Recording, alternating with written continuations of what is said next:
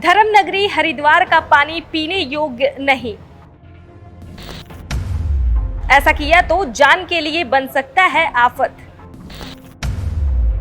सरकारी रिपोर्ट सामने आते ही मचा हड़कंप। रिपोर्ट के अनुसार गंगा का पानी पीने लायक नहीं।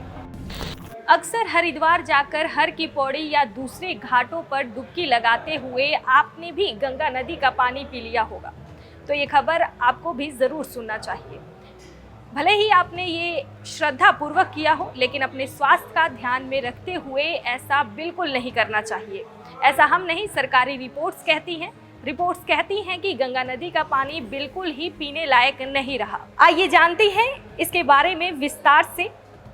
दरअसल गंगा नदी की स्वच्छता के लिए सरकार की ओर से तमाम कदम उठाए जा रहे हैं। सामाजिक संगठनों ने भी इसमें बढ़ चढ़ कर हिस्सा ले रहे हैं, लेकिन गंगा की स्वच्छता पूरी तरह वापस नहीं आ पाई। प्रदूषण नियंत्रण बोर्ड की हालिया रिपोर्ट में यह पाया गया कि हरिद्वार में गंगा जल पीने योग्य नहीं है। वाकई आपको ये जानकर हैरानी होगी, लेकिन ये सच है। हर साल लाखों की तादाद में यहाँ आने वाले श्रद्धालु जो इस गंगा जल को पीते भी हैं, ये उनके लिए काम की जानकारी भी है। शास्त्रों में गंगा को मोक्षदायिनी कहा गया है।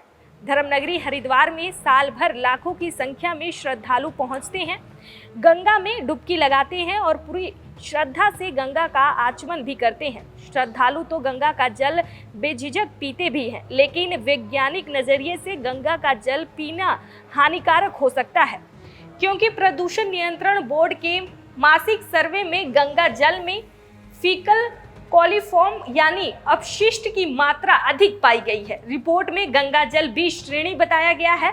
इसका मतलब ये है कि गंगा जल में स्नान तो किया जा सकता है, लेकिन यह पानी पीने लायक नहीं है। गंगा जल को शुद्ध करने के लिए केंद्र और राज्य सरकार ने नमामि गंगे सरीखी योजनाएं चलाई हैं। सामाजिक और धार्मिक संगठनों का भी इसमें सहयोग मिला है।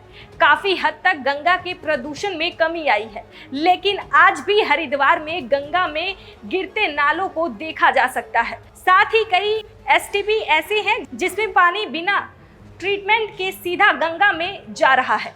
पर्यावरण संरक्षण के लिए काम करने वाले संत स्वामी शिवानंद इसके लिए हरिद्वार के तमाम साधु संतों को ही जिम्मेदार ठहरा रहे हैं।